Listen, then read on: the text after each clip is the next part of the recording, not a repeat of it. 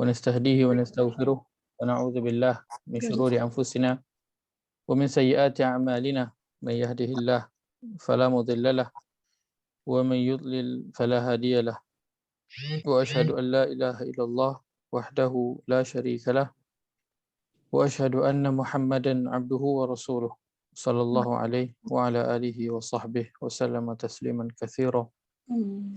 اللهم علمنا ما ينفعنا وانفعنا بما علمتنا وزدنا علما. سبحانك لا علم لنا إلا ما علمتنا إنك أنت العليم الحكيم. اللهم يا معلم إبراهيم علمنا ويا مفهم سليمان فهمنا. اللهم يسر ولا تعسر رب تمم بالخير اللهم آمين. ما بعد.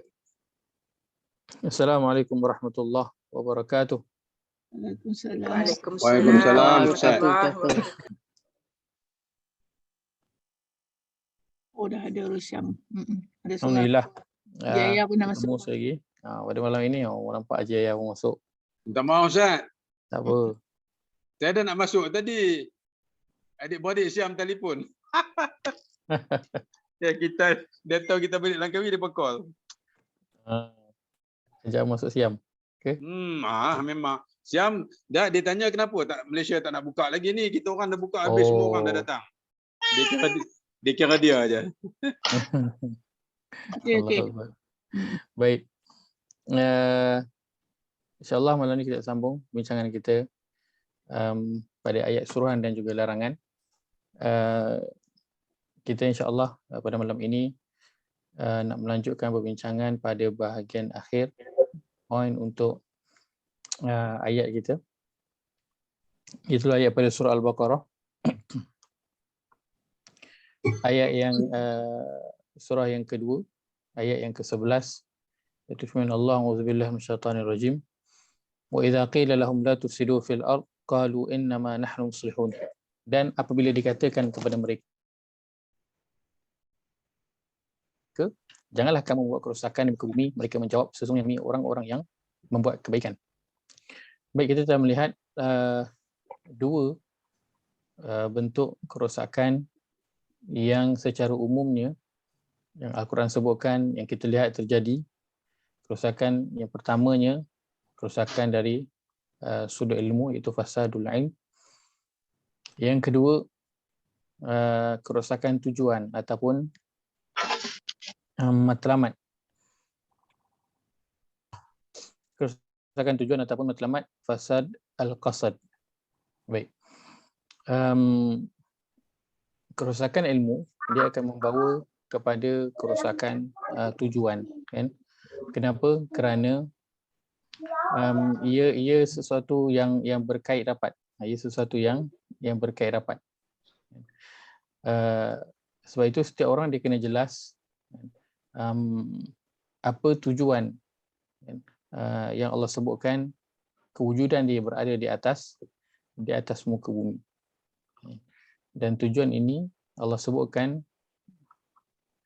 pada surah yang ke-51 ayat yang ke-56, itu pada muka surat 523. Muka surat 523, surah yang ke-51 ayat yang ke-56.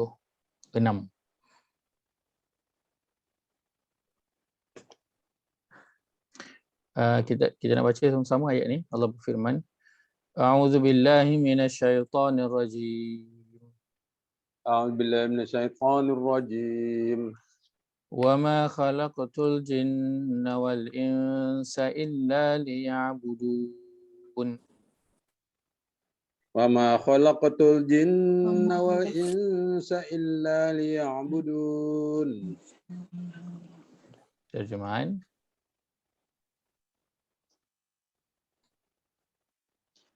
Ayat 56. Oh ya. Dan ingatlah, aku tidak menciptakan jin dan manusia melainkan untuk mereka menyembah dan beribadat kepada aku. Baik. Maka tujuan seseorang itu berada di atas muka bumi, ia kena jelas. Itulah tujuannya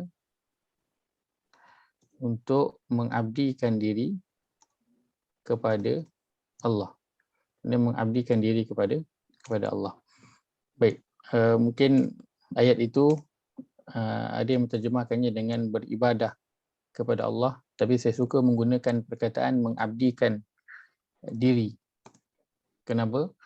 Kerana ia nampak lebih menyeluruh dan menyimpulkan kehidupan seorang Muslim tu. Bila kita sebut kalau ibadah, kita mungkin akan membayangkan ibadah-ibadah khusus yang dilakukan. Tapi bila kita sebut mengabdikan diri, maka dia adalah satu tugas seseorang itu, kan, dia itu nak kena mengabdikan diri. Dia menjadi hamba. Maka ia adalah tugas 24 jam pada setiap perbuatan yang orang tersebut lakukan. Ia terhad kepada ibadah-ibadah khusus. Jika orang jelas perkara ini, itulah dia kena mengabdikan diri kepada Allah. Dia bukan hanya kena beribadah, tapi dia kena mengabdikan diri. Maka dalam setiap perkara yang dia lakukan, dia akan jelas tujuan dan juga matlamat kenapa dia melakukan perkara tersebut. Jika dia nak belajar, dia jelas kenapa saya belajar. Jika dia membaca Quran, dia jelas kenapa saya membaca Quran. Bahkan bila dia solat, dia jelas kenapa saya solat. Kerana ada je orang yang dia solat, tapi dengan pelbagai tujuan, dengan pelbagai alasan. Solat mungkin kerana kawan tengah lepak sekali, kawan solat, dia pun solat. Kang tak solat kan, kata apa pula, dia pun solat. Solat mungkin kerana segan dengan orang lain. Solat mungkin kerana disuruh. Maka pelbagai tujuan manusia masuk ke dalam solat itu sendiri. Walaupun solat itu dah kira ibadah dah tu, itu pun pelbagai tujuan manusia masuk ketika nak mendirikan solat tersebut.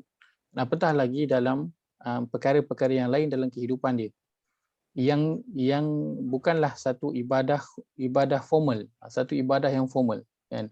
Macam contohnya bawa kereta contohnya, kan. Orang tak membayangkan, tak merasakan bahawa bawa kereta tu juga adalah satu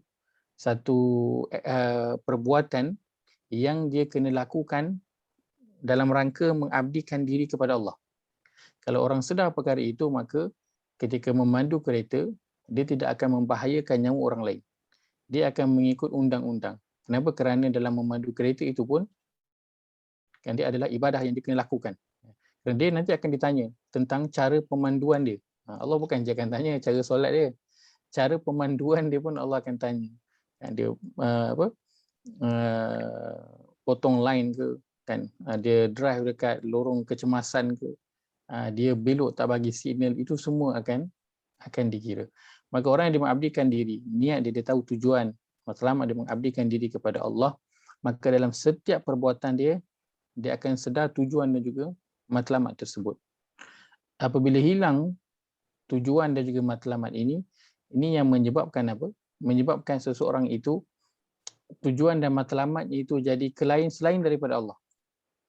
Dia boleh lakukan dengan sesuatu pekerjaan itu dengan sebab yang pelbagai selain daripada Allah. Itu yang menyebabkan apa? Orang, kan, dia boleh bangun pagi,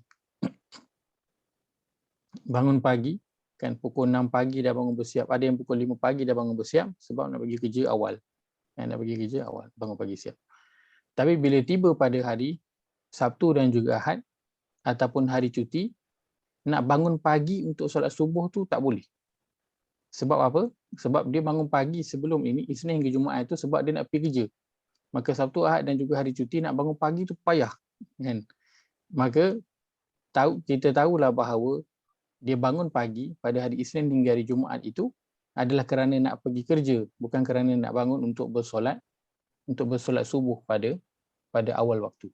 Kenapa? Kerana bila tibanya hujung minggu, bila tibanya hari cuti, hilang, kan? Hilang dia punya waktu solat subuh. Jadi solat subuh gajah. Maka kita tahu tujuan Kan? Dia bangun pada awal pagi itu untuk apa? Adakah kerana Allah ataupun kerana selain daripada Allah? Dan tujuan ini dia sangat penting, seperti saya sebutkan tadi, dialah yang menggerakkan manusia, menggerakkan seseorang itu untuk melakukan sesuatu itu. Kan? Dan bila seseorang itu tergerak untuk melakukan sesuatu kerana tujuan tertentu, maka dia akan diberi ganjaran berdasarkan tujuan tersebut.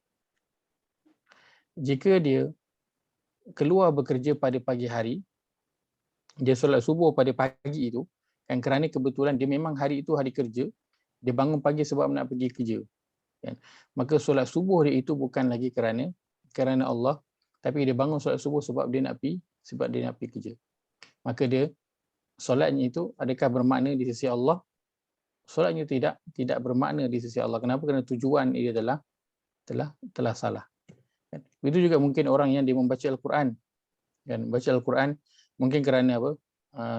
Nakkan orang tahu bahawa dia itu baca lancar, kan, ataupun suaranya sedap, kan. Ataupun orang yang mengajar, kan, macam saya kan, mengajar. Kenapa mengajar? Sebab nak orang kata ustaz ni pandai, kan, ataupun ustaz ni ada ilmu, nak dipanggil sebagai orang yang berilmu. Maka tujuannya telah lari daripada tujuan yang sebenar. Maka inilah yang kita sebut sebagai apa? Fasadul qasad. Tujuan ataupun matlamat yang telah rosak. Ia adalah tujuan ataupun matlamat yang dilakukan selain daripada Allah Azza wa Jalla, dan tujuan dan matlamat itu selalunya dilakukan untuk apa? Untuk mendapat sesuatu daripada kehidupan dunia. Baik. Sedangkan tujuan manusia itu hanyalah satu. Tujuannya adalah untuk mengabdikan diri kepada Allah Azza wa Jalla. Baik. Yang ketiga,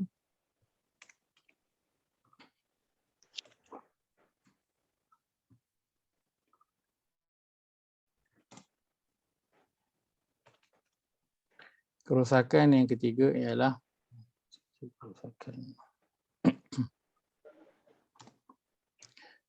kerosakan amal.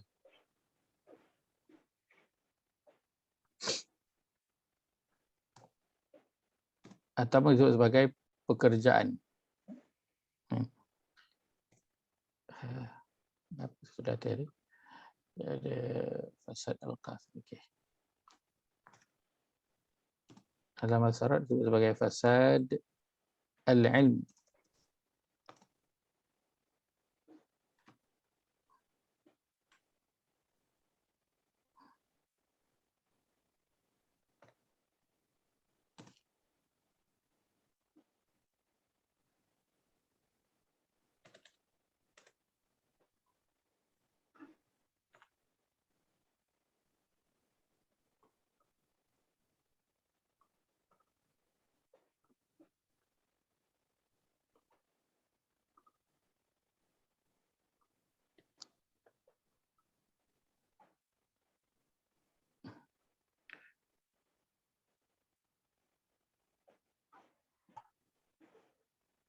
Baik. Kerosakan yang ketiga ialah kerosakan amal ataupun disebut sebagai fasadul ilm. Kerosakan amal ataupun pekerjaan. Baik. Natijah daripada rosaknya ilmu, dia akan membawa kepada apa? Rosaknya tujuan dan juga matlamat. Apabila telah rosak tujuan dan juga matlamat, dia akan memberi kesan kepada apa? Rosaknya amal ataupun pekerjaan seseorang. Kita sebut pekerjaan, boleh ke? Kan? Bila kita sebut amal tu dia samalah dengan kerja. Kan, dia boleh sebut amal, dia sama dengan kerja. Baik. Kita lihat pada surah yang ke-24 ayat ke-39.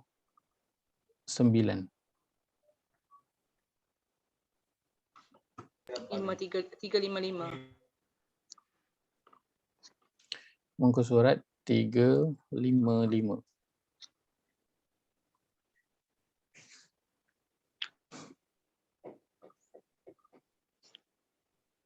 Muka surat 355. Surah An-Nur, surah ke-24 ayat 39 pada muka surat 355.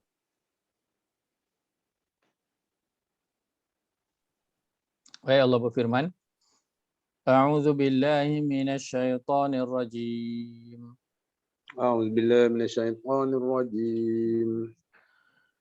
والذين كفروا أعمالهم كسراب بقيعة والذين كفروا أعمالهم كسراب بقيعة يحسبه الظمآن ماء حتى إذا جاءه لم يجده شيئا يحسبه الظمآن ماء حتى إذا جاءه لم يجده شيئا ووجد الله عنده فوفاه حسابه ووجد الله عنده فوفاه حسابه والله سريع الحساب.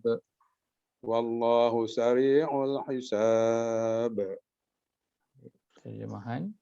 Dan orang-orang yang kafir, perbuatan mereka seperti fata morgana di tanah yang datar, yang disangka air oleh orang-orang yang dahaga, tetapi apabila didatangi tidak ada apa-apa pun, dan didapatinya ketetapan Allah baginya. Lalu Allah memberikan kepadanya perhitungan amal-amal dengan sempurna. Dan Allah sangat cepat perhitungannya. Yang ni ada footnote Ustaz ya. Orang-orang kafir kerana amal-amal mereka tidak didasarkan atas iman, tidaklah mendapat balasan dari Allah di akhirat. Walaupun di dunia mereka mengira akan mendapat balasan atas amal mereka itu.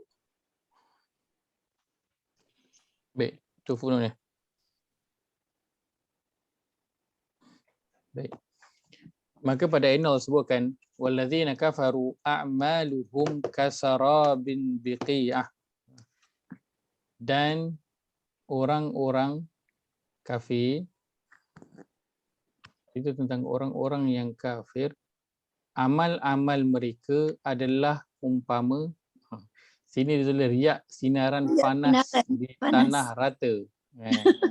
Bahasa kita adalah fata morgana. Fata Morgana. Oh, Fata Morgana. Pertama kali dengar perkataan tu. Pertama kali dengar. Pertama kali dengar apa? Fata Morgana? Ya. Oh, ya ke? Fata Morgana atau Fata Morgana tu? Tak tahu. Fata Morgana tu, kalau kita tengah jalan dekat highway, hari tengah panas, kita nampak kat depan tu macam nampak macam ada air. Logam maya. Logam maya. Bahasa sains. Kita nampak macam ada air. Istilah kritik logam maya. Bukan miraj ke? Ya? Miraj kan? Miraj lah tu, betul lah tu. Betul. Betul, Kau Miras tahu. Bahasa Melayu kita guna Fata Morgana. Tapi kalau riak sinaran panas di tanah rata ni lagilah tak faham. Kan? Bahasa dia Fata Morgana. Fata Morgana tu hari tengah panas kita nampak jauh tu macam ada air. Kan? Tapi bila sampai tu tak ada air. Tak ada air, yes. Logam maya. Dia hanya macam bayangan. Miraj lah. Betul. Maka Allah sebutkan amal-amal ataupun amalan orang-orang kafir, amalan mereka itu umpama Fata Morgana. Nampak macam ada, sia-sia. Nampak macam ada tapi bila betul-betul tengok sampai kat situ tengok tak ada. Tapi dia nampak pada jauh dia ada. Amalan dia tu ada. Baik. Cantik dia punya apa panggil? Perumpamaan. Dia punya umpamaan Fata Morgana. Ya Allah. Fata Morgana. Kasarabin biqi'ah. Kasarabin biqi'ah. Umpama Fata Morgana. Yahsabu dham'anu ma'an. Yahsabu. Az-dham'anu ini. Fata Morgana ni seperti Fata Morgana. Az-dham'anu orang yang dahaga. Orang dahaga air. Orang yang dahaga air. Orang yang dahaga air. Maka Allah kata amal mereka seperti orang yang dahagakan air. Dia nampak air pada kejauhan. Kan? Tapi bila Sehingga apabila ia datang ke tempat itu tidak didapati sesuatu pun yang disangkanya. Dan demikianlah keadaan orang Bayang kafir tidak mendapat faedah dari amalnya sebagaimana yang disangkanya. Maka ini disebutkan sebagai apa? Orang-orang yang fasadul Ilmu. maaf, Fasadul saya ilmu. salah. Fasad ilmu. Saya salah Pasal sebut. ilmu. Kita dah Kerosakan amal. Pasal ilmu. kita dah yang pertama itu fasad apa? Fasadul ilm. Kita dah Pasal lalu ilmu. fasadul Pasal ilm. ilmu. Minta maaf. Yang ketiga ni fasadul amal lah. Saya salah tulis. Depan betul, belakang tulis. Salah. Fasadul amal kat belakang ni. Alright. Minta maaf. Pasal amal lain lah. Ustaz, nak tanya sikit. Saya silakan. Dia sebut pasal amal kan. Tapi kenapa dia open dia punya statement tu, dia kata orang yang kafir pula. Sebentar. Kalau yang beramal ni orang Islam kan, terus dia sebut orang kafir. Betul. Betul. Kenapa Betul. kena dah kafir memanglah tentu kafir. Kalau dia ikutkan dia orang betul-betul kafir, dia dah tak ada amalan dah kan. Betul. Betul. Ni orang Islam kafir lah ni. Oi, Ada ke Islam kafir? itu bunyi Itu dia apa tu? Mendalam tu. Mendalam bunyi tu. Islam Islam kafir kafir. lah yang dia masukkan ni kan. Kan, Islam kafir. Orang kafir Dalam yang bunyi dia tu. orang Islam tapi dia kafir. Yalah, dia matlamat dia dah lain. Ya, Betul tak? betul. Baik. Baik. Satu poin yang sangat cantik yang Tuhan sebutkan mengenai orang kafir. Kenapa orang kafir ini Allah sebutkan amal-amal mereka. Sedangkan orang kafir maksudnya orang bukan Islam lah. Orang yang bukan Islam. Kan? Baik, pertama dia dipandang dari dua sudut. Pertamanya orang ada dua sudut. Betul. pertamanya untuk orang bukan Islam. Kalau kata sebab kafir dia memang dimasukkan dengan orang bukan Islam. Kan? Maka untuk orang bukan Islam, kan, kebaikan yang mereka lakukan itu dia umpama apa? Dia umpama fata morgana. Kan? Takkan ada bagi apa-apa kebaikan kepada dia. Walaupun mungkin dia sangka kan dia buat baik ini nanti Tuhan dia akan bagi ganjaran. Tuhan dia. Dalam sangat ada Tuhan dia akan bagi ganjaran. Kan? Tapi sebab tiada Tuhan selain daripada Allah, maka Allah menjadikan amal-amal yang dilakukan itu seperti fata morgana. Baik, orang kafir juga dalam Quran dimasukkan sebagai apa? Orang Islam.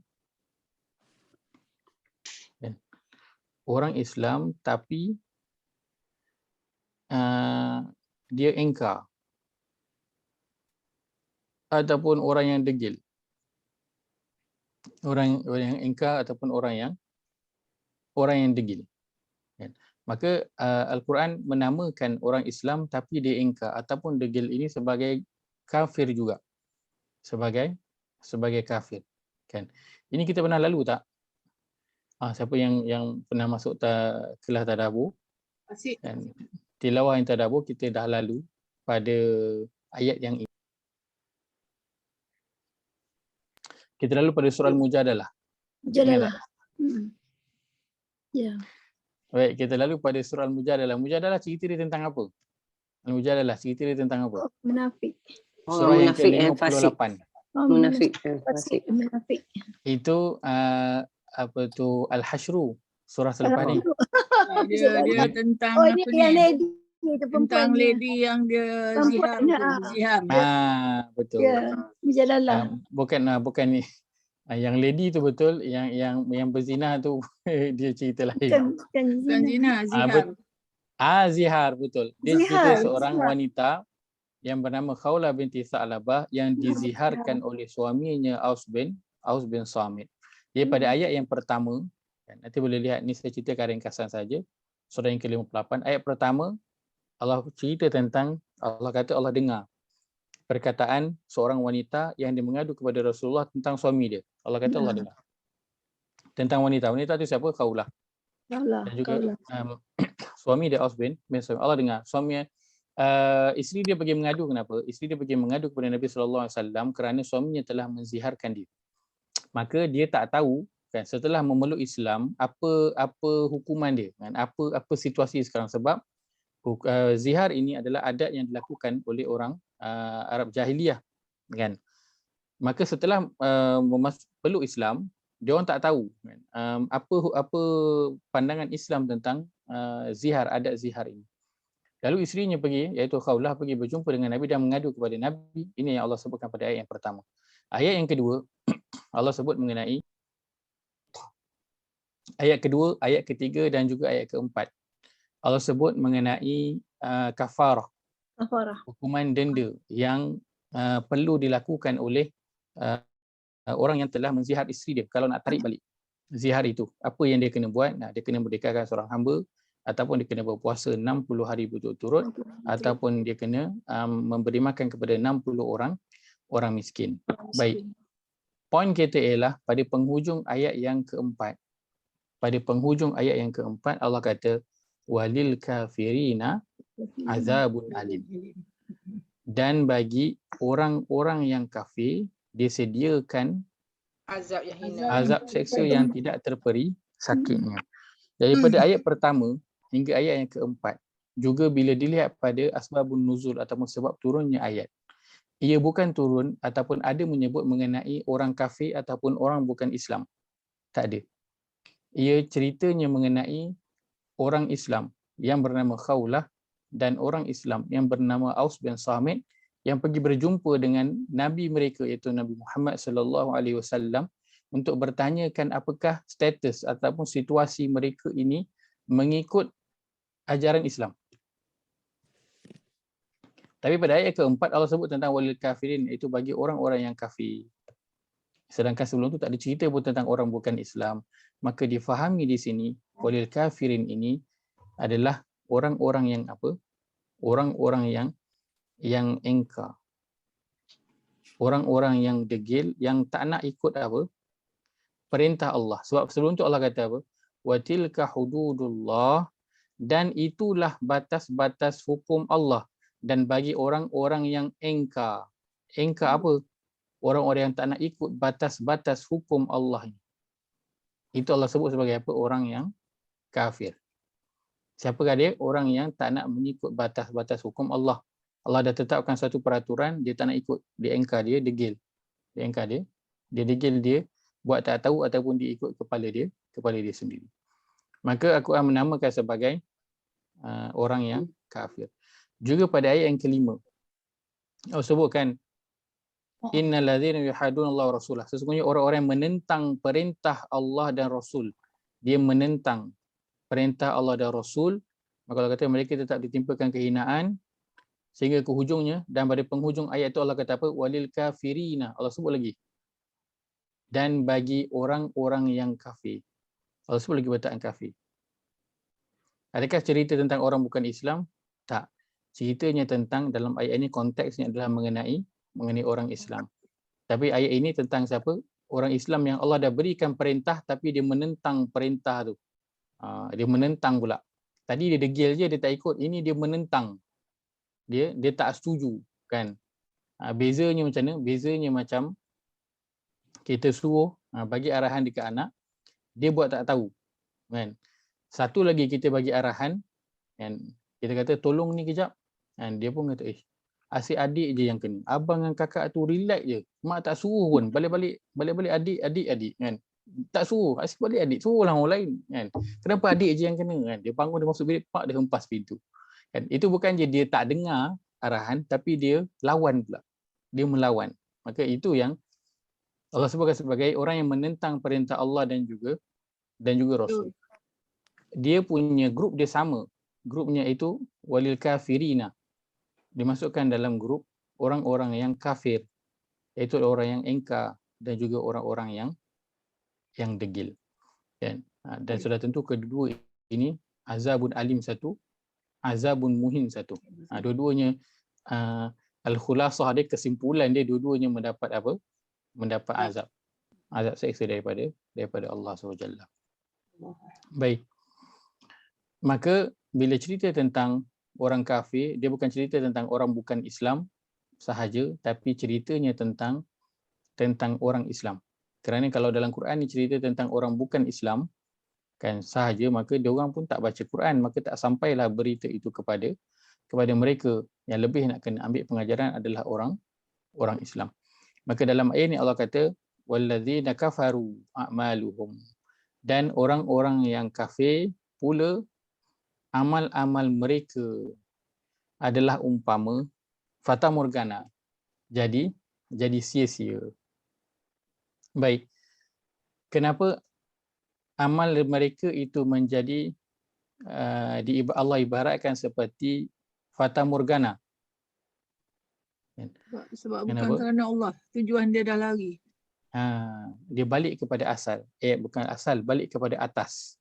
Iaitu apa? Dalam dia melakukan amal itu, tujuannya telah tersilap. Yang pertama. Tujuan dia Ataupun untuk dia mengabdikan lakukan diri sesuatu kepada Allah. amalan itu tanpa apa? Tanpa Allah. Tanpa ada ilmu yang jelas mengenai perkara tersebut. Kita lihat surah yang ke-18 ayat 103, 104 dan 105. Pada muka surat 548. 304. Muka surat 304.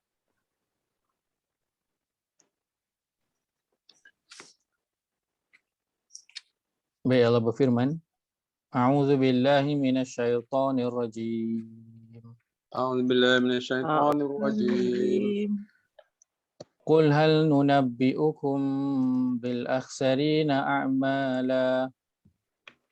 Qul hal nunabbi'ukum bil akhsarina a'mala. الذين ضل سعيهم في الحياة الدنيا وهم يحسبون أنهم يحسنون صنعا.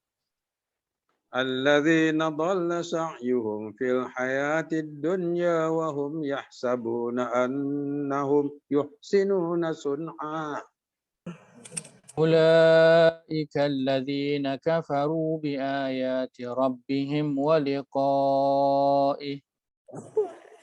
أولئك الذين كفروا بآيات ربهم ولقائه فحبطت أعمالهم فلا نقيم لهم يوم القيامة وزنا. فحبطت أعمالهم فلا نقيم لهم يوم القيامة وزنا. Terjemahan. Katakanlah Muhammad, apakah perlu kami beritahukan kepadamu tentang orang yang paling rugi perbuatannya? 104, iaitu orang yang sia-sia perbuatannya dalam kehidupan dunia, sedangkan mereka mengira telah berbuat sebaik-baiknya. Mereka itu adalah orang yang mengingkari ayat-ayat Tuhan mereka dan tidak percaya terhadap pertemuan dengannya. Sini ada footnote sekejap ya. Yang ni tidak beriman kepada hari kiamat maksudnya. Maka sia-sia amal mereka dan kami tidak memberikan penimbangan terhadap amal mereka pada hari kiamat. Baik.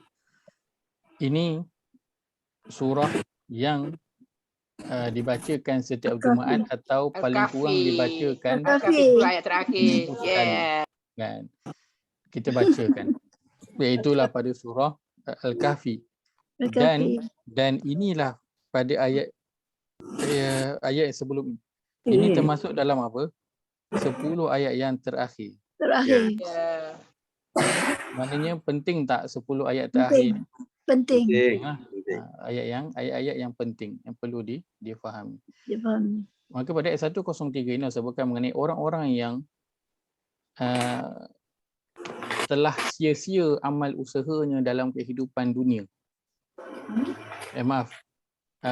Maukah kami khabarkan kepada kamu orang-orang yang paling rugi amal-amal perbuatannya, orang yang paling rugi, al-akhsarin, paling rugi, tak ada lagi orang yang lebih rugi daripada orang ni. Siapakah dia? Orang-orang yang telah sia-sia amal usahanya dalam kehidupan di dunia, sedang mereka menyangka bahawa mereka sentiasa betul dan baik pada apa sahaja yang mereka lakukan. Dia sangka dia buat baik, tapi sebenarnya Sebenarnya tidak. Tang mana yang bermasalah? Kalau kita lihat dalam ayat ni, teks Arabnya Allah gunakan allazina dhalla. Allazina dhalla. Dhalla dan terjemahan dia letakkan apa? Adalah Sesat, sia-sia. sesat, Adalah sia-sia. batal, sesat. Terjemahan ada letakkan sia-sia dan terjemahan ada letakkan sesat. Baik. Kalau kita sebut tentang sesat, kita bayangkan apa kalau sesat? Ajaran sesat lah. Kan? Kita bayangkan ajaran sesat lah. Kan? So kalau bila kita bayangkan ajaran sesat, memang nampaklah dia punya sesat dia. Kan? Baik. Tapi kita nak melihat sesat ini dari sudut apa? Dari sudut apa kita nak melihat sesat ni? Matlamat. Tujuan lah. Dari tujuan dia. Niat dia. Niat dia. Baik. Kita dah sebutkan dalam kita nak memahami satu perkara itu, kita nak lihat dari sudut pandang Allah. Allah. sudut pandang Allah sama dengan sudut pandang Al-Quran. Al-Quran. Supaya apa? Kefahaman yang kita dapat daripada perkataan itu ataupun ayat itu tepat mengikut apa yang Al-Quran kehendaki. Kan? Baik. Kalau letak macam ni, bunyi dia sesat. Baik. Ingat perkataan ni? Perkataan dia apa? Dhalla. Dhalla. Sesat. Baik. Kita nak tahu sesat itu apakah yang Al-Quran maksudkan sebagai sesat. Selain daripada sesat yang kita fahami. Baik. Dalam surah Al-Fatihah, ada tak kita baca perkataan yang lebih kurang macam tu? Waladdallin. Kita ada perkataan waladdallin. Baik. Kan terjemahnya apa? Dan tidak ad-dallin apa? Orang yang sesat. Orang-orang Mereka yang sesat. Mereka yang sesat ataupun orang-orang yang sesat. Baik. Saya yakin kita semua dah lalu pada apa? Perbincangan mengenai surah Al-Fatihah. Dan ad-dallin ini dirujuk kepada siapa? Orang Nasrani. Ad-dallin dirujuk kepada orang Nasrani. Nasrani.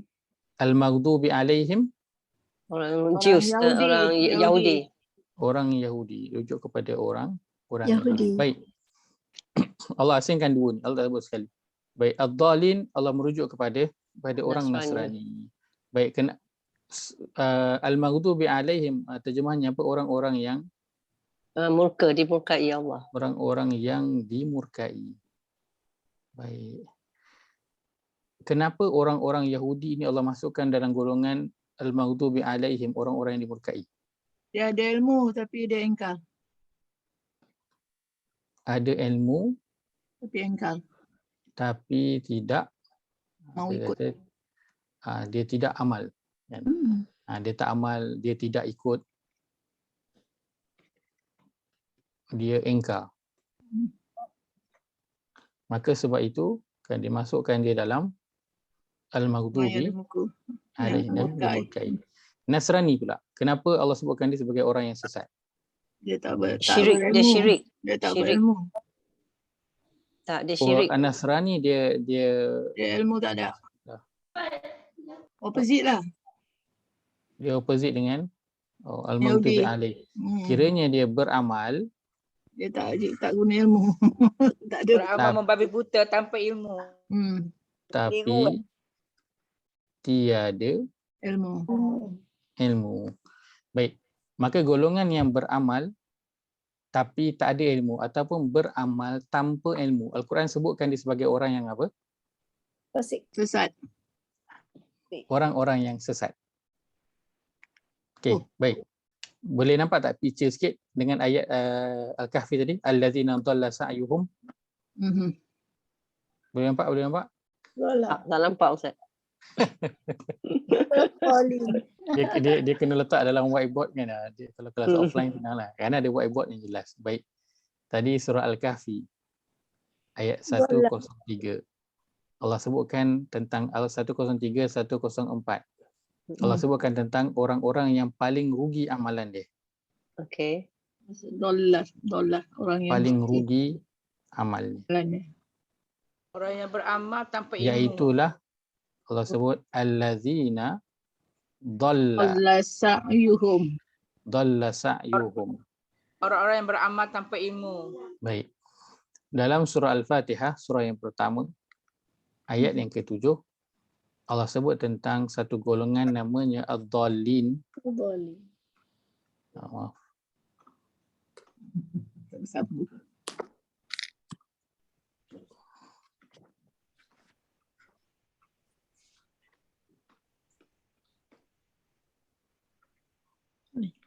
Ad-dallin, iaitulah dia Orang-orang yang sesat. orang-orang yang Sesat. sesat. Baik, Allah. iaitu ditujukan kepada Nasrani. Rani. Kenapa? Kerana mereka beramal Tanpa tanpa ilmu. Baik, maka boleh nampak tak kaitan dia? Al-Dhalin ini, ru'wat dia apa? Ru'wat dia ataupun kata Dhalla. Dollar. Baik, maka sesat dalam Al-Quran, iaitulah apa dia? Orang yang dia beramal tanpa ilmu. Baik, maka kita kembali pada surah surah Al-Kahfi tadi. Dollar. Al-Kahfi tadi Allah sebutkan mengenai golongan yang apa? Sesat. Golongan yang dia paling rugi amal-amal perbuatannya, iaitulah siapa? Allazina dhalla sa'yuhum, orang-orang yang telah sesat usaha ataupun sia-sia usaha dia. Maksudnya apa? Kenapa usaha dia itu menjadi sia-sia? Kerana amal yang dia buat. Kan qul hal nabikum bil akhsarina amala. Hendakkah aku tunjukkan kepada siapa yang paling rugi amal dia? Kenapa amal dia jadi rugi? Kerana dia dhalla.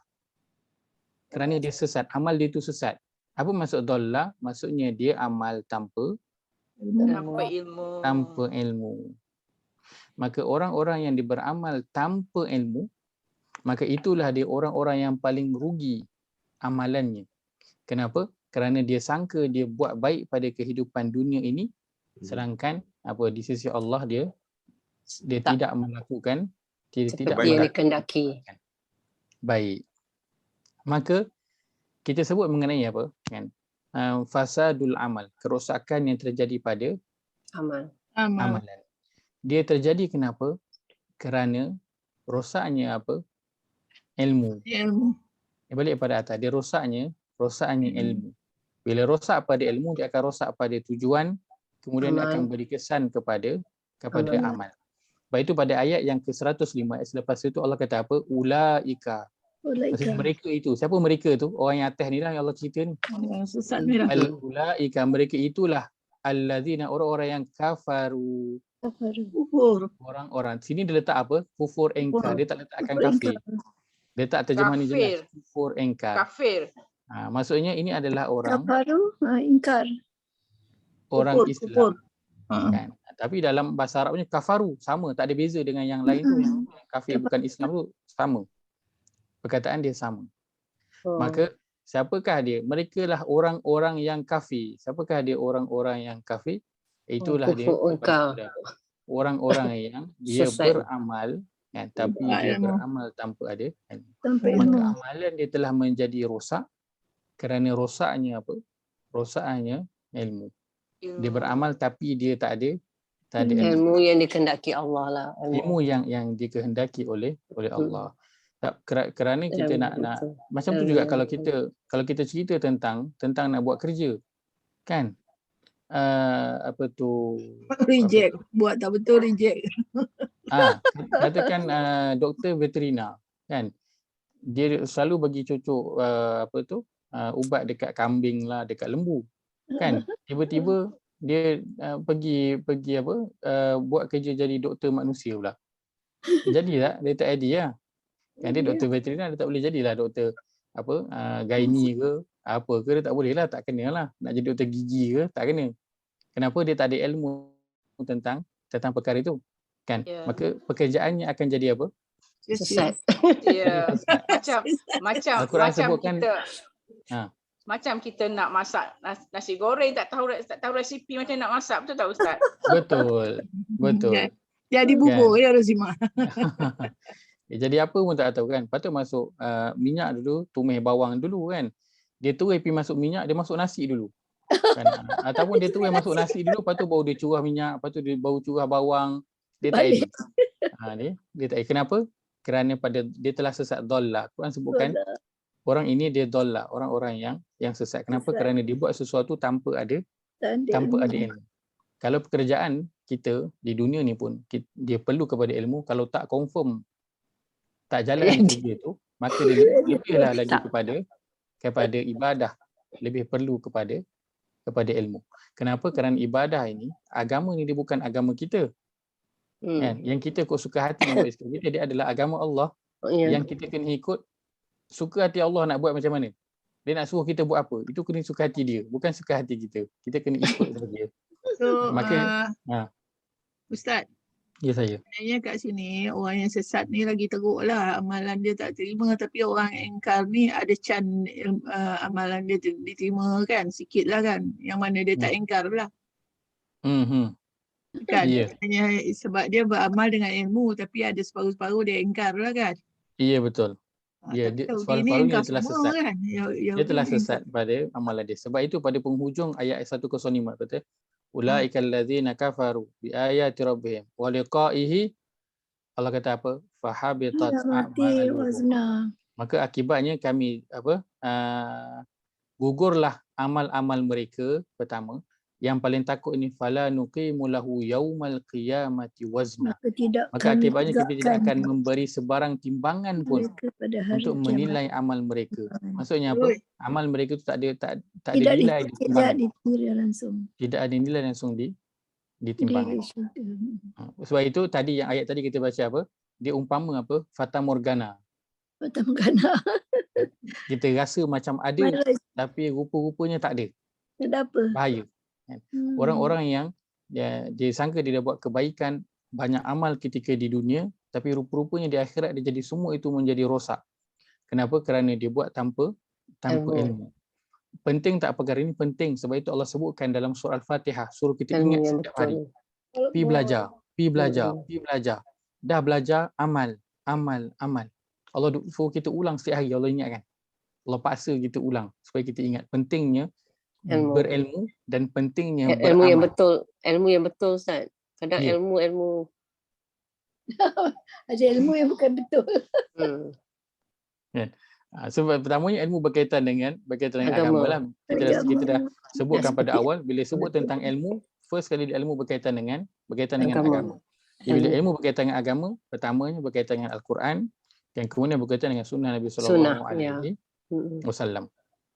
Sebab itu kena ada ilmu, kena pergi belajar. Dia tak cukup kalau kita nak bekerja, kita habiskan belajar 6-7 tahun untuk kerja kita nanti. Maka ibadah ni kita nak pakai sepanjang hidup. Maka belajarnya perlu lebih daripada 6-7 tahun. Yang dia perlu lebih masa daripada itu. Kena apa orang kata apa, semua hidup punya belajar. Kan? Baik, maka jelas. Yang ketiga ialah fasadul amal, kerosakan amal yang terjadi. Dia buat amal banyak-banyak tapi tak ada nilai. Dia buat amal banyak tapi tak ada nilai. Penat tak? Penat. Duk bertani kan. Duk bertani tak boleh bayangkan. Duk tanam pokok bunga kan. Hari nak bunga tu nak kembang kan. Monyet datang petik bunga tu. Kan, ataupun orang lalu lalang dia petik bunga tu. Apa rasa? Sakit hati lah. Sakit hati lah. Dan rasa sangat berduka cita. Kenapa?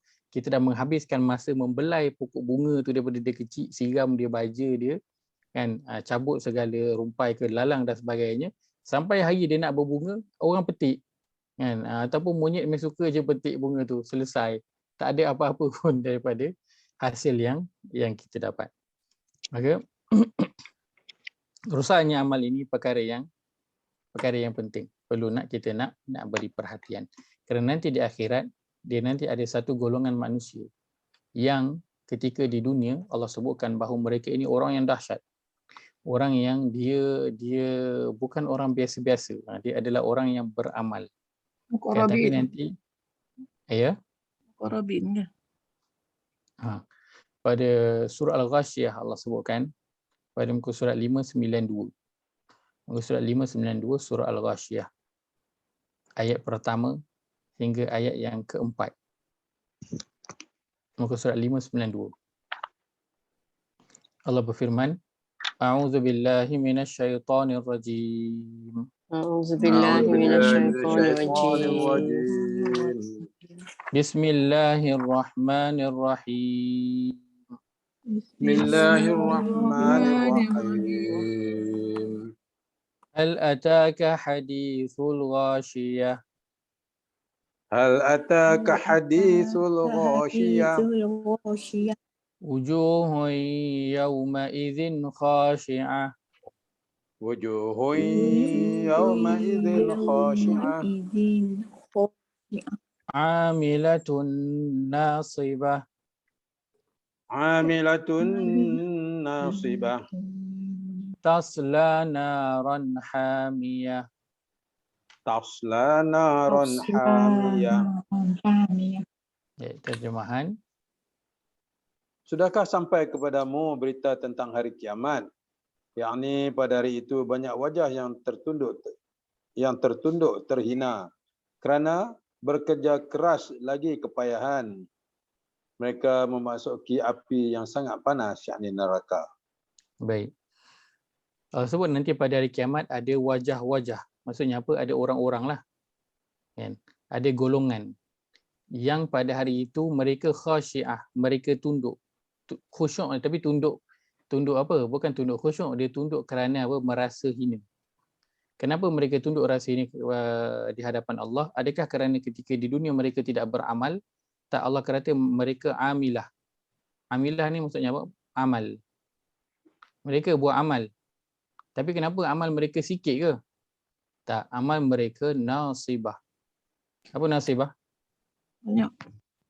Berpenat lelah. Terhitung kepayahan. banyak terhitung banyak. Nasibah tu maksud dia kerja yang berpenat lelah, bersungguh-sungguh. Kan macam Allah sebut dalam surah Duha, fa iza farauta fansab. Maksud dia nasibah tu kerja yang bersungguh-sungguh, berpenat lelah, berletih-letih. Berpeluh-peluh punya kerja. Tapi Kerja yang berat. mana nanti Allah mereka ini akan dikembalikan? Allah kata tasla naran hamiyah. Mereka tetap menderita bakaran neraka yang Sangat panas. Aduh, takutnya. Adakah mereka tak beramal? Mereka beramal. Adakah kerana amal mereka sikit? Tak, amal mereka banyak. Bahkan mereka berpenat lelah dalam beramal tu. Maksudnya apa? Banyak dia buat. Sedekahnya banyak, dia tolong orangnya banyak, bangun malamnya banyak, puasanya banyak, baca Qurannya banyak. Tapi Allah sebutkan tasla naran hamiyah. Mereka ini nanti akan disambar oleh api neraka. Kenapa? Kerana ada berlakunya kerosakan ilmu. kerosakan dalam amal mereka. Beramal tanpa ilmu. Beramal tanpa ilmu. Mengenai perkara ini Al-Quran banyak sebut mengenai golongan-golongan ini. Maksudnya yang mereka beramal tapi tanpa ilmu. Antaranya yang Allah sebutkan, yang Allah kisahkan dalam kisah Nabi Ibrahim. Pada surah Al-Anbiya, surah yang ke-21, kita lihat pada ayat yang ke 51, 51, 52 dan juga 53 pada muka surat 326. Muka surat 326. Allah berfirman, A'udzubillahi minasyaitonir rajim. A'udzubillahi minasyaitonir rajim. Walaqad atayna Ibrahima rusydahu min qablu wa kunna bihi alimin. Walaqad atayna Ibrahima rusydahu min qablu wa kunna bihi alimin. إذ قال لأبيه وقومه ما هذه التماثيل التي أنتم لها عاكفون إذ قال إذ لأبيه قال لأبيه وقومه وقومه ما هذه التماثيل التماثيل التي التي أنتم لها أنتم لها عاكفون عاكفون قالوا وجدنا آباءنا لها عابدين. قالوا وجدنا آباءنا لها آباءنا لها عابدين. عابدين. Terjemahan. Dan sungguh sebelum dia yakni Musa dan Harun telah kami berikan kepada Ibrahim petunjuk dan kami telah mengetahui dia. 52 ingatlah ketika dia yakni Ibrahim berkata kepada ayahnya dan kaumnya, patung-patung apakah ini yang kamu tekun menyembahnya? 53 mereka menjawab, kami mendapati nenek moyang kami menyembahnya. Baik. Bila Nabi Ibrahim tanya kepada kaum dia, kepada ayah dia, kepada kaum dia, apa patung yang kau sembah ni? Kenapa kau duk sembah patung ni? Kau duk wakaf pula, duk tawaf dekat patung ni. Kan? Mereka jawab apa? Qalu wajadna aba'ana laha abidin. Mereka jawab, kami mendapati nenek kami selalu menyembahnya. Maksudnya apa? Dia duk kenapa dia buat? Ikut Kerana dah. dia mengikut apa? Ikut-ikutan. Turun-temurun. Ikut turun-temurun. Maka adakah dia beramal itu atas ilmu ataupun tidak? Ada. Tidak, bukan tanpa ilmu. Amalan yang dilakukan itu bukan berdasarkan ilmu, tapi dia berdasarkan pada Adat. ikut-ikutan Adat atau ataupun adat turun-temurun. ataupun turun-temurun. Kan? Ini saya bacakan saja perkara yang sama yang Allah sebutkan pada surah Asy-Syu'ara, surah yang ke-26 ayat yang ke-74. Kan? Ayat 74. Qalu wajadna aba'ana kadzalika yaf'alun. Ini sama, ini Nabi Ibrahim juga. Nabi Ibrahim kata izqala abi wa qaumi ma ta'budun, dia kata kepada bapa dia juga kaum dia, apa yang kau sembah ni? Kan? Kaum dia kata kami menyembah berhala. Kerana kemuliaannya kami berkekalan menyembahnya. Nabi Ibrahim tanya, adakah berhala-berhala itu mendengar kamu semasa kamu menyerunya, berdoa kepadanya? Atau mereka dapat memberikan sesuatu yang ada manfaatnya kepada kamu ataupun menimpakan sesuatu bahaya? Maka mereka kata, tak ada satu pun. Tak boleh bagi manfaat, tak boleh tolak bahaya, tak boleh tolak mudarat. Tapi kenapa? Dia kata, bahkan kami dapati datuk nenek kami berbuat demikian. Jadi dia bukan berdasarkan kepada ilmu, tapi dia berdasarkan kepada datuk nenek. Adat ataupun keturunan dia yang buat, maka dia pun melakukan perkara yang sama tanpa ada ilmu. Maka kesan dia apa? Besar tak kesan dia? Kesan dia besarlah. Kan? Dia mengikuti apa? Mengikuti kepada Nasrani, betul tak? Ya. Yang dia beramal tapi tanpa ilmu. Tak kisahlah dia beramal tu sebab apa. Maksud dia, keyword dia tak ada ilmu. Maka bila tak ada ilmu, dalam beramal tu dia buat apa? Dia akan ikutlah orang-orang dulu. Dia akan dia akan buat apa? Dia akan beramal dengan mengikut orang ataupun mengikut kepada adat. Kenapa dia ikut-ikut? Sebab dia tak ada ilmu. Maka keyword dia adalah beramal tanpa ilmu. Baik. Kemudian yang kedua, apabila tidak ada ilmu, maka apa yang kesannya dalam ibadah seseorang itu ataupun dalam amalan ataupun pekerjaan seseorang itu, Allah sebutkan dalam surah yang ke-53 Sia-sia. ayat ke-28. Kita lihat pada muka surat 527. Muka surat 527 surah An-Najm, surah ke-53 ayat yang ke-28. Baik, Allah berfirman, A'udzu billahi minasyaitonir rajim. A'udzu billahi minasyaitonir rajim. Wa ma lahum bihi min 'ilm. Wa ma lahu bihi min ilm. In yattabi'una illa adh-dhann. In yattabi'una illa adh-dhann. Wa inna adh-dhanna la yughni minal haqqi syai'a. Wa inna adh-dhanna la yughni minal haqqi syai'a. Terjemahan Ayat berapa Ustaz? ayat 28. Ini kelapannya. Dan mereka tidak mempunyai ilmu tentang itu. Mereka tidak lain hanyalah mengikuti dugaan. Dan sesungguhnya dugaan itu tidak berfaedah sedikit pun terhadap kebenaran. Maka tinggalkanlah Muhammad, orang yang berpaling dari peringatan kami, dan dia hanya mengingin kehidupan dunia. Baik. Dari wama lahum bihi min ilm. Sedang mereka tak ada ilmu, tidak mempunyai sebarang pengetahuan. Maksudnya tak ada ilmu. Maka bila tak ada ilmu, orang akan buat satu pekerjaan atau ibadah itu ataupun amalan itu guna apa? Mereka tidak lain hanyalah mengikut sangkaan. Perkataannya adalah az-zann. Az-zann adalah sangkaan. Ataupun bahasa mudah kita nak faham, agak-agak. Orang masak selalu tahulah perkataannya agak-agak. Berapa nak letak garam ni? Agak-agak je. Yes. Ataupun bahasa kita yang satu lagi apa? Rasa-rasa. Rasa-rasa. Saya rasa benda ni baik, bolehlah kot. Saya rasa okey kot. Dia main rasa-rasa. Itu dalam Quran sebutkan az-zann.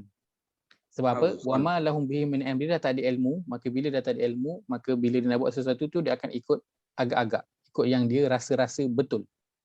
Dan memang macam tu pun orang yang bila tak ada ilmu, kan kita suruh dia buat satu pekerjaan, maka dia akan buat ikut yang dia agak-agak betul lah. Yang dia rasa-rasa macam betul. Kalau dia tak ikut orang, dia tak tiru orang, maka dia akan buat sendiri ikut yang dia agak-agak ataupun yang dia rasa betul.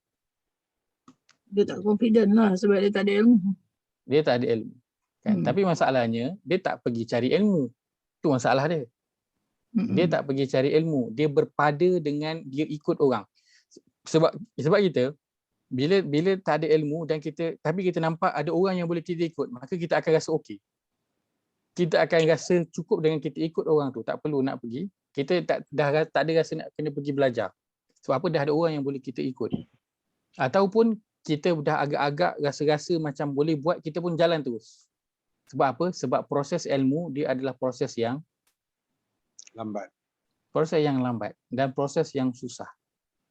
Maka sebab itu orang suka pergi yang ekspres. Ikut orang senang, cepat. Buat ikut agak-agak rasa-rasa senang, cepat. Tapi kalau dia nak lalu pada ilmu, itu perlu kepada satu tempoh masa.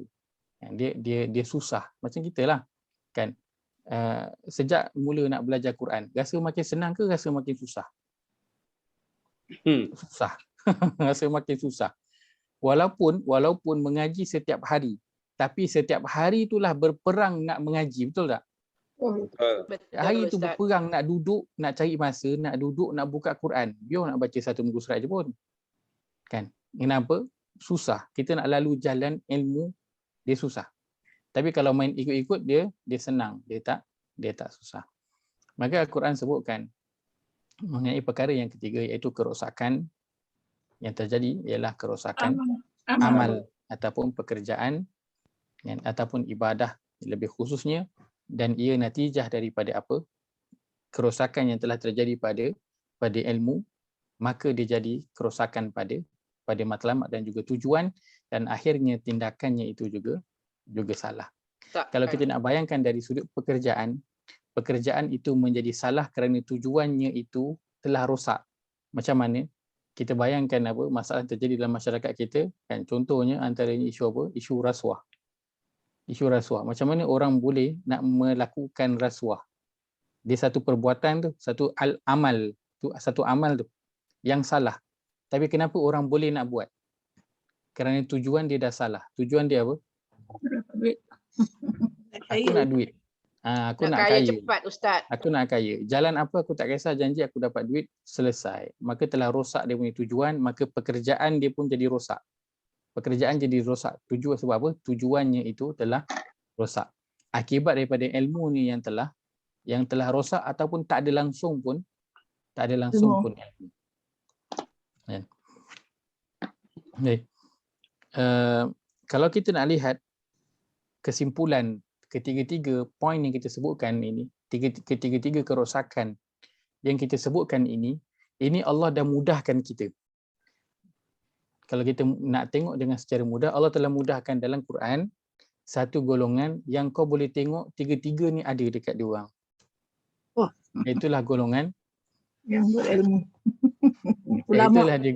Itulah dia Golongan golongan munafik. Munafik. Golongan Oh, yang munafik. kerosakan. Ingatkan Ya, yang kerosakan. Oh, yang kerosakan. Munafik Allah lah. bagi contoh dalam Quran golongan munafik. Aduh, Orang-orang ya. orang-orang munafik ini mereka waktu di Mekah ada tak? Ada? Ada. Waktu di Mekah awal belum lagi ada. Belum lagi. Belum Madinah. lagi.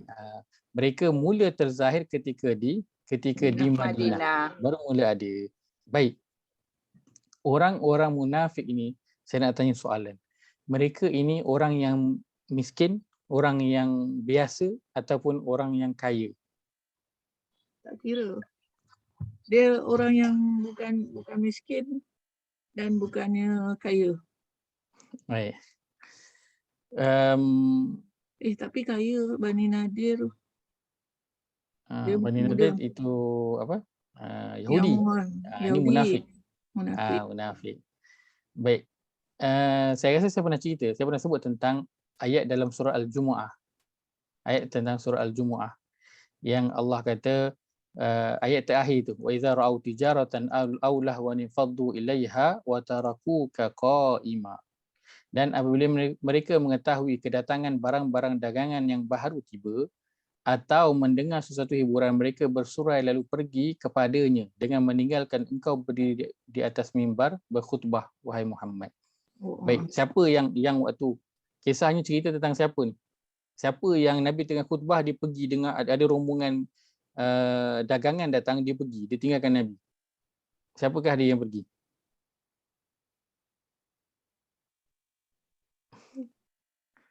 Ingatlah nama dia. Yang pergi itu siapa? Golongan siapa? Golongan sahabat. Golongan sahabat. Baik, golongan sahabat pergi ke rombongan dagangan itu sebab apa? Sebab apa? Sebab dia nakkan barang dagangan itu. Ya. Barang dagangan itu. Sebab Allah sebut kat sini ada dua. Pertama Allah sebut barang dagangan, satu.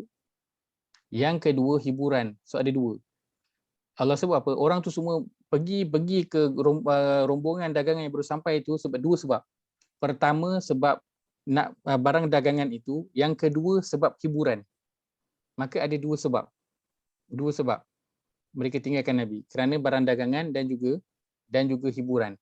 Kerana orang dulu kalau datang berdagang, dia akan datang dengan apa? Hiburan. Dia datang dengan apa? Dengan apa? Gendang meriahlah, meriah. Dengan band group dia. Dia datang dengan band group dia. Macam cerita Piramli pula. Ya.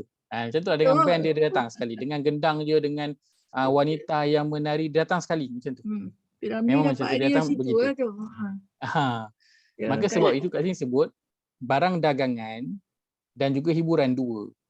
Baik, jadi yang pergi bergegas kepada rombongan dagangan itu adalah para sahabat dan juga orang munafik. Baik. Dan kalau kita lihat di sini Allah gunakan perkataan dia atau. Allah tak guna dan, Allah guna atau.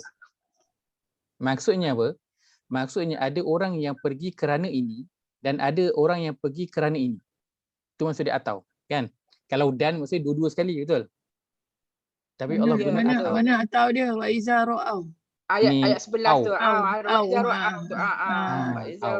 Allah guna au, Allah tak guna wa dan, Allah guna atau. Maksudnya apa? Ada orang yang pergi kat rombongan dagangan tu kerana nak barang dagangan dan ada yang pergi kerana nak hiburan. Baik, di sini kita tahu para sahabat dia pergi kerana nak barang dagangan dan orang munafik itu pergi kerana nak apa? Kerana nak hiburan. Kenapa orang munafik dia tak kisah tentang barang dagangan? Kenapa? Sedangkan ketika itu kan yang membuatkan para sahabat semua bergegas dengar je rombongan dagangan sampai bergegas pergi. Kenapa? Kerana waktu tu Madinah tengah musim apa, memang shortage of supply, kan? Kekurangan apa? Bekalan makanan. Sumber. Bekalan makanan tu tengah kurang. Kalau pergi pasar raya, pergi Speedmart itu kosong. Tak ada barang. Pergi Giant, pergi Lotus, kosong, tak ada barang. Maka para sahabat dia bergegas pergi ke barang dagangan, tapi kenapa orang munafik tak kisah pasal barang dagangan tu? Kenapa dia tak kisah? Maksiat. Kenapa dia pergi kepada hiburan? Sebab dia barang dagangan tu dia boleh dapat. Daripada Daripada Yahudi. daripada Yahudi. Masya Allah, lain jawapan tu. Betul juga kan? Betul juga. Macam dia disuruh fikir, Masya Allah lah. Kan? Masya Allah. Baik. Out of the box Kenapa Ya, kenapa orang munafik dia tak kisah pun pasal barang dagangan, yang dikisahkan adalah hiburan, kerana mereka adalah orang-orang yang kaya. Jadi stok makanan ada.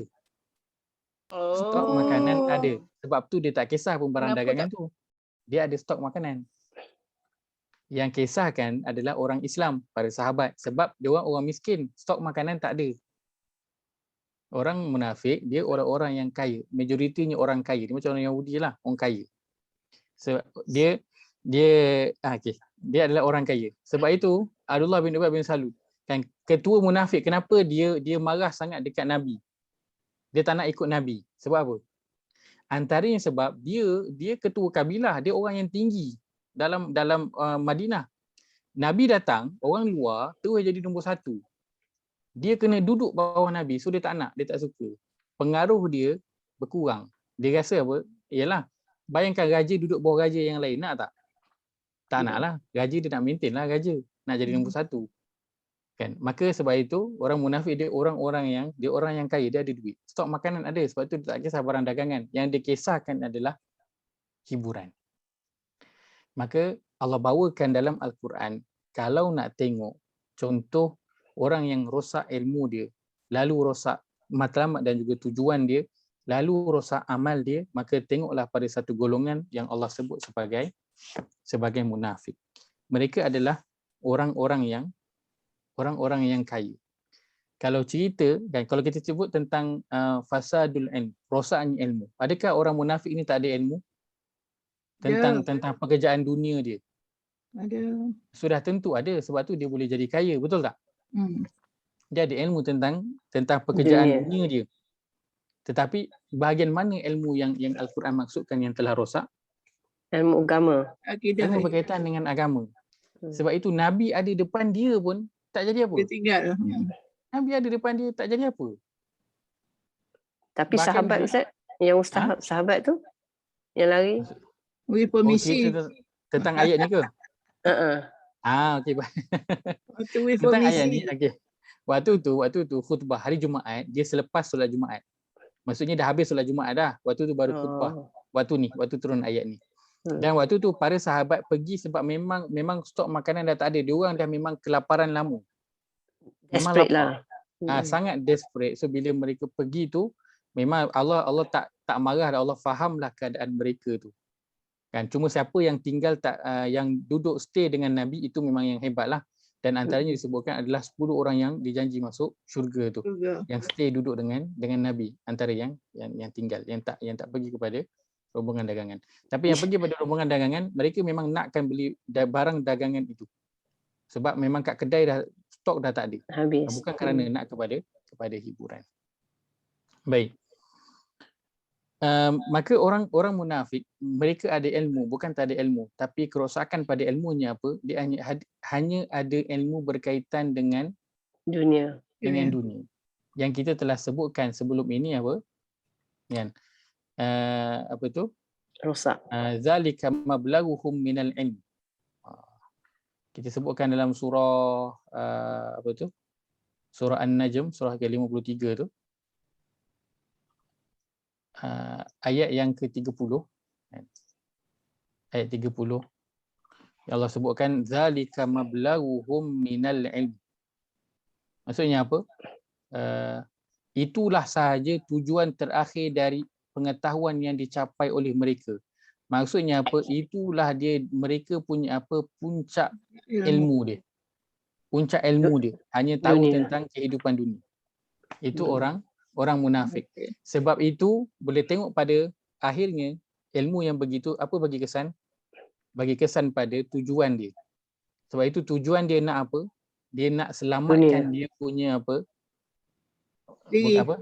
Diri. Keungkung dia. Tekak dia, nak samakan tekak dia. Piuk nasi dia. Periuk nasi dia. Oh. Lepas tu kita bincang dalam surah Al-Hasyru, dia berpakat dengan, dia boleh berpakat Yahudi. dengan Yahudi. Pasangan Dia tak Yahudi. kisah. Jews. Dia boleh berpakat dengan Yahudi, dia tak kisah. Dia boleh berpakat dengan siapa pun, dia tak kisah. Janji apa? Pura-pura dia Ha. kaya, dia senang. Janji dia Depan dia Nabi semayang. Dia Asal dia dapat untung apa-apa pun boleh jalan. dapat untung apa pun boleh jalan. Itu orang Munafik. munafik. Daripada ilmu dia, kerana dia tak kisahkan tentang akhirat itu, akhirnya bagi kesan kepada dia punya tujuan dia, kan? Tujuan dia itu bagi kesan kepada dia punya amal dia. Sebab itu dia sanggup buat perkara-perkara yang kenapalah dia sanggup nak berpakat dengan orang untuk menentang Nabi. Pelik tak? Pelik lah. Tapi macam ni dia boleh tergamak untuk nak buat?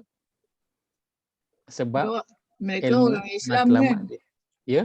Mereka orang Islam kan. Sedangkan mereka orang Islam. Bukannya orang bukan Islam. Baik. Maka sebab itu bila kita tengok ilmunya telah rosak, tujuannya telah rosak. Bawah sekali dia takut. Allah sebutkan amalannya rosak. Sebab itu dalam Quran Allah sebut apa? Orang munafik ini mereka beramal tak? Amal. Mereka beramal. Amal. Tapi Allah sebut perantaranya apa? Wa idza qamu ila shalah qamu kusala. Apabila mereka bangun untuk solat, mereka bangun solat dalam keadaan apa? Mabuk. Mengantuk. Hayal lagi Ustaz. Mabuk. Bukan, dia dalam keadaan Saya tak buka ayat tu sebab sebab ayat dia selalulah disebut-sebut. dia berpura-pura. Tapi saya kira baik untuk kita nak melihat Ya apa Ustaz? Baik, pada surah An-Nisa ayat 142, saya bacakan saja. Allah berfirman, a'udzubillahi minasyaitanir rajim, pada muka surat 101. Innal munafiqina yukhadi'una Allah wa huwa khadi'uhum. Wa idza qamu ila salati qamu kusala yura'una an-nas wa la yadhkuruna Allah illa qalila. Muzabzabina baina dzalika la ilaha ula'i wa la ilaha ula wa may yudlilillahu falan tajida lahu sabila. Sesungguhnya orang-orang munafik itu melakukan tipu daya terhadap agama Allah dengan perbuatan berpura-pura beriman sedang mereka kafir pada batinnya. Dan Allah pula tetap membalas tipu daya mereka dengan membiarkan mereka dalam keadaan munafik. Mereka pula apabila berdiri hendak solat, mereka bukan tak solat. Tapi mereka berdiri dalam keadaan apa? Malas. Tidur. Mereka hanya bertujuan. Tujuan, tadi kita sebut tujuan dalam bahasa Arab apa dia? Sadar. Al-Qasad tadi. Baik, mereka hanya bertujuan apa? Sadar qasad. Riak. Baik, Menunjuk-nunjuk. berdiri untuk solat ini, berdiri adalah apa? Amal, betul tak? Betul. Amal jadi rosak. Ini apa? Qasad, tujuannya jadi rosak. Maka mereka berdiri dalam keadaan yang malas. Mereka solat itu adalah untuk riak, memperlihatkan solat dia kepada orang lain. Kan? Maka kesannya daripada apa? Kesannya daripada rosak matlamat. Rosak dia punya Amal. Ilmu. Rosak ilmu, rosak dia punya tujuan, maka akan rosak dia punya amal. Maka Allah tunjukkan ringkasannya, kerosakan ini dibuat oleh siapa? Dibuat oleh orang-orang yang tidak berilmu, orang Islam tidak berilmu. Orang-orang munafik. Kan? Sebab itu dalam ayat yang sedang kita bincangkan ini, surah Al-Baqarah ayat ke-11 ini Allah kata, wa idza qila lahum la tufsidu fil ard qalu innama nahnu muslihun. Dan apabila dikatakan kepada mereka, jangan buat kerosakan. Mereka ini siapa? Orang munafik. Atas ni, balik ke atasnya Pak. Adalah golongan munafik. Ini kesimpulan Allah nak sebutkan kerosakan yang dilakukan. Kalau kita baca sejarah Madinah, kita tak dengar pun dalam sirah tu cerita orang munafik pergi tebang pokok. Orang munafik pergi kotorkan air laut, pergi kotorkan sungai, pergi kotorkan perigi, cemar-cemarkan perigi, cemarkan udara, tak ada. tak dengar pun, betul tak? Ya. Tak dengar. Tapi kenapa Allah cakap kat dia jangan buat kerosakan di muka bumi? Kerana kerosakan yang Allah maksudkan adalah kerosakan Urusan ilmu, ilmu kerosakan matlamat tujuan dan matlamat, dan Amalan. juga dan kerosakan amalan. amalan. 3 Dan pokok ketiga-tiga perkara ini ada di dalam orang Islam. munafik. Allah ceritakan di sepanjang Al-Quran dan juga dalam sirah Nabi sallallahu alaihi wasallam. Wasallam. Kita tak tahu diri kita Islam ke munafik ke ya Ustaz. Betul ya? Islam kita dah pasti dah Islam. Islam kita sudah pasti. Cuma persoalannya Islam yang bagaimana? Itu soalannya lah. Islam tu dah pasti. Orang munafik ini memang Islam dah. Cuma Islam yang bagaimana tu? Kita tidak pasti. Baik. Maka boleh nampak Dia bukan kesimpulan munafik, cerita. dia bukan munafik masa dulu je, munafik sekarang pun ramai kan. Ya betul. Ya betul. Pentingnya tentang perihal munafik ataupun kerosakan ilmu, kerosakan tujuan dan juga kerosakan amal ini, hinggalah tentang kerosakan ini ia berada pada ayat yang ke-11. Kalau dalam Quran, awal-awal ayat ke-11 Allah dah sebut tentang perkara ni. Bukannya Allah cerita kan, Allah awal dah sebut tentang iman, tapi bukan Allah cerita tentang hari kiamat lagi, tentang hari akhirat, tak ada. Allah sebut tentang kerosakan dulu. Punya Allah nak bagi peringatan. Ini antara hal-hal yang penting nak kena beri perhatian.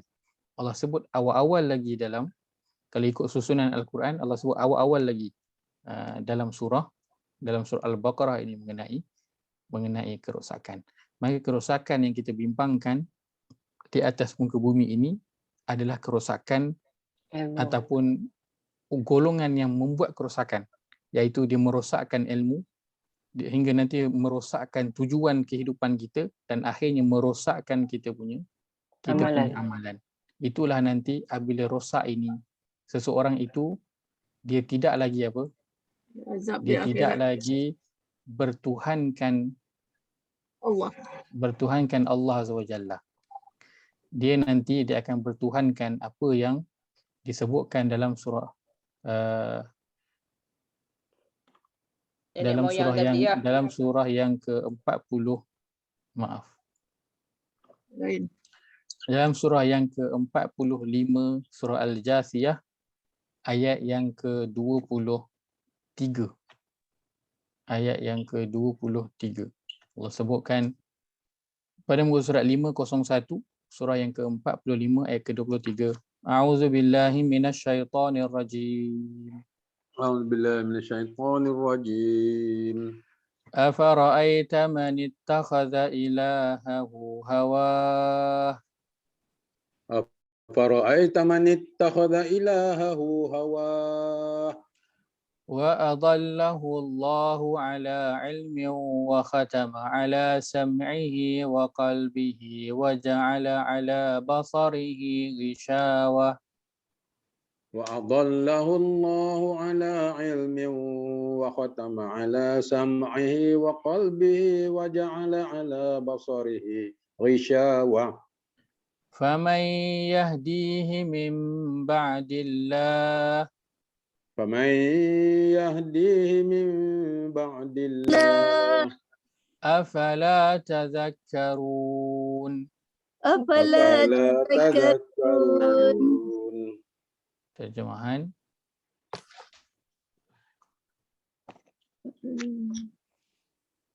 Dengan yang demikian, bagaimana fikiranmu, wahai Muhammad, terhadap orang yang menjadikan hawa nafsunya Tuhan yang dipatuhinya, dan ia pula disesatkan oleh Allah kerana diketahuinya bahawa ia tetap kufur ingkar, dan dimeteraikan pula atas pendengarannya dan hatinya, serta diadakan lapisan penutup atas penglihatannya. Maka siapakah lagi yang dapat memberi hidayah petunjuk kepadanya sesudah Allah menjadikan ia berkeadaan demikian? Oleh itu, mengapa kamu, wahai orang-orang yang ingkar, tidak ingat dan insaf? Baik. Pada awal ayat ini Allah kata, tidakkah kau melihat pada orang yang dia menjadikan hawa nafsu dia sebagai Tuhan. Maksudnya apa? Nanti akan ada satu golongan manusia yang Tuhannya adalah hawa nafsu. Kalau dengar, macam manalah orang tu boleh sanggup nak menjadikan hawa nafsu dia sebagai Tuhan. Kalau dengarlah, kan. Tapi realitinya, ia memang terjadi. Kenapa? Ya. Kerana telah berlakunya kerosakan. Telah berlakunya kerosakan. Baik. Sebagai penutup kita nak lihat surah yang ke-28 ayat ke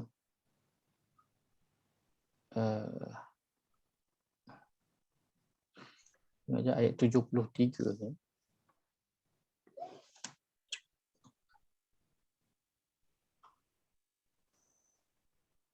Bukan, ayat yang ke-83.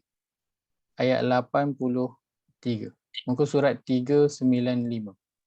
395 surah Al-Qasas surah ke-28 ayat 83. Kita nak melihat kepada seruan Allah apa yang manusia ini perlu lakukan setelah kita ketahui Allah kata jangan buat kerosakan di muka bumi. Allah berfirman, A'udzubillahi minasyaitonirrajim. A'udzubillahi minasyaitonirrajim. Tilka darul akhiratu naj'aluha lilladzina la yuriduna 'uluwan fil ardi wala fasada. Tilka darul akhiratu naj'aluha lilladzina la yuriduna 'uluwan fil ardi wala fasada. Wal 'aqibatu lil muttaqin. Wal aqibatu lil muttaqin. Terjemahan, negeri akhirat itu kami jadikan bagi orang-orang yang tidak menyombongkan diri dan tidak berbuat kerosakan di bumi. Dan kesudahan yang baik itu bagi orang-orang yang bertakwa. Ada footnote sikit Ustaz ya. baik, silakan. 6 juga. Maksudnya dan kesudahan yang baik itu maksudnya syurga. Baik. Kesudahan yang baik itu maksudnya ialah Syurga. syurga. Maka Allah kata apa? Allah jadikan apa? Allah jadikan negeri akhirat itu untuk siapa? Untuk orang-orang yang tidak bertujuan mendapat pengaruh dan kelebihan di muka bumi dan tidak mahu melakukan Kerosakan. Maka kita tahu orang yang dia telah rosak sama ada ilmu ataupun tujuan matlamat ataupun amal dia, maka dia tidak ada akhirat dalam diri dia. Dan ilmu dia tidak ada ilmu yang berkaitan dengan akhirat, tujuan ataupun matlamat dia tak ada akhirat, maka amal dia pun dia lakukan bukan untuk akhirat. Sedangkan Allah jadikan, seperti Allah sebutkan, dia jadikan akhirat itu untuk orang yang dia bukan nak kedudukan di dunia ini dan dia juga bukan nak buat kerosakan. Bukan. Dan Allah kata wal aqibatul muttaqin, dan syurga itu adalah Allah sediakan bagi orang-orang yang bertakwa. Orang yang bertakwa ini adalah orang yang dia menghabiskan masa dia, umur usia dia untuk mencari darul akhirah, untuk mencari kehidupan akhirat. Alhamdulillah, inilah dia perbincangan kita dalam ayat suruhan kita yang pertama, itu pada surah Al-Baqarah, surah yang kedua, ayat yang ke-11, iaitulah larangan Allah agar jangan kamu membuat kerosakan di muka bumi. Baik, maka larangan Allah ini dia masuk pada bahagian yang apa? Yang harus ke, yang makruh ke, ataupun yang wajib ditinggalkan? Wajib. Nampak macam wajib. Sudah tentu dia masuk pada bahagian yang wajib. Kerana besar tak kesan dia? Besar. Sangat besar. Bila kita lihat secara ringkasannya, orang yang membuat kerosakan ini dia adalah orang Munafik. Allah sebutkan seperti golongan munafik. Dan golongan munafik itu tempatnya di neraka di mana? Bawah sekali. Paling bawah sekali. Berada tingkat yang paling bawah, lebih teruk daripada orang bukan Islam. Lebih rendah tempatnya daripada orang bukan Islam. Maka ayat ini iaitu janganlah kamu membuat kerosakan di muka bumi, ia satu larangan yang wajib kita beri perhatian pada 3 perkara. Kita nak mengelakkan diri daripada kerosakan ilmu, kerosakan tujuan ataupun matlamat, dan yang ketiga kerosakan amal. Alhamdulillah. Ya, saya. Maknanya dari surah Al-Fatihah sampailah ayat ke-11 baru ada satu ayat larangan ya. Baru ada satu yang jelas Yang larangan. jelas ya. Sebab kita ambil yang jelas. Kan kalau Lain cerita tu, tentang yang lain tu tak nampak sangat kan. yang lain tu sebab kita dalam kelas kita akan ambil yang jelas, yang ada perkataannya lah kat belakang tu. Janganlah ataupun buatlah, ikutlah. Mana yang ada lah dulu kita akan ambil. Sebab kalau kita ambil yang lain tu kan, suruhan dan larangan dia tersirat dalam ayat-ayat yang biasa. Maka kita nak lalu dulu pada ayat-ayat yang jelas Allah sebutkan larangan dan juga Tersirat suruhan. lah, yang tersirat. Setakat ayat pertama yang telah kita bincangkan. Untuk surat, untuk surat. Apa boleh ada seorang dua mungkin nak berikan feedback mengenai ayat ini? Jika ada nak berkongsi sikit mengenai dapatan kita daripada ayat ini, hasil perbincangan kita. So Ustaz, maknanya kita dah tahu ni larangan ni janganlah kamu buat kerosakan di muka bumi. Kita dah tahu dari definisi dia. Maksud larangan itu adalah jangan kita buat kerosakan ilmu, tujuan dan amalan. Jadi jawapannya tindakan kita ialah kita kena cari ilmu dan buat yang betul lah. Betul tak? First Itu kali conclusion dia lah. dari Betul.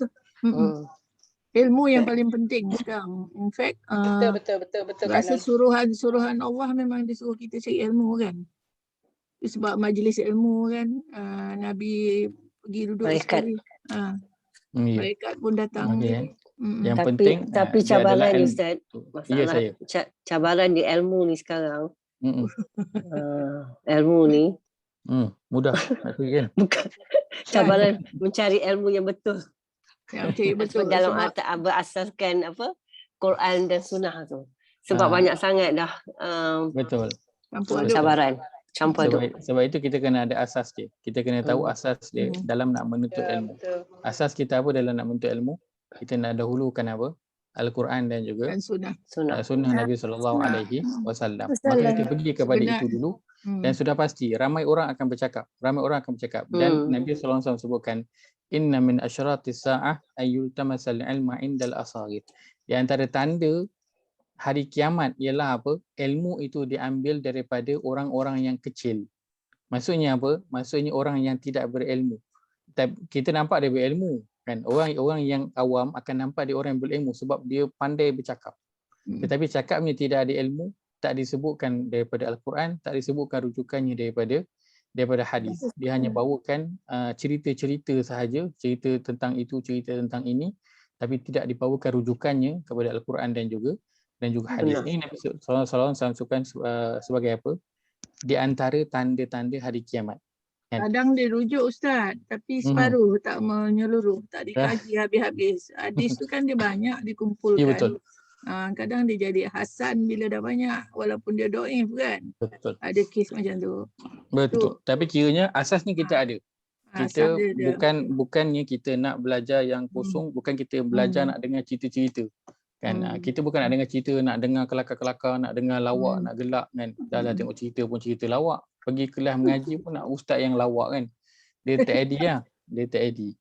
And dia kena ada ilmu. Dan bila kita masuk kelas yang kita perbincangan tu kita rasa macam berat.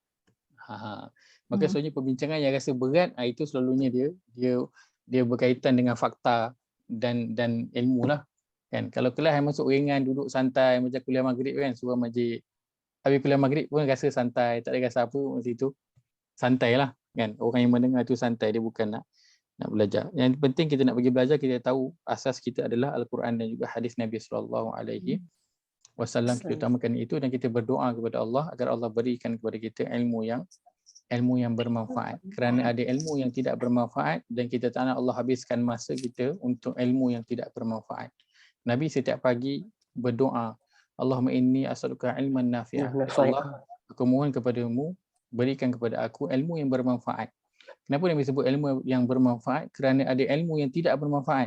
Kenapa kita tak nak ilmu yang tidak bermanfaat?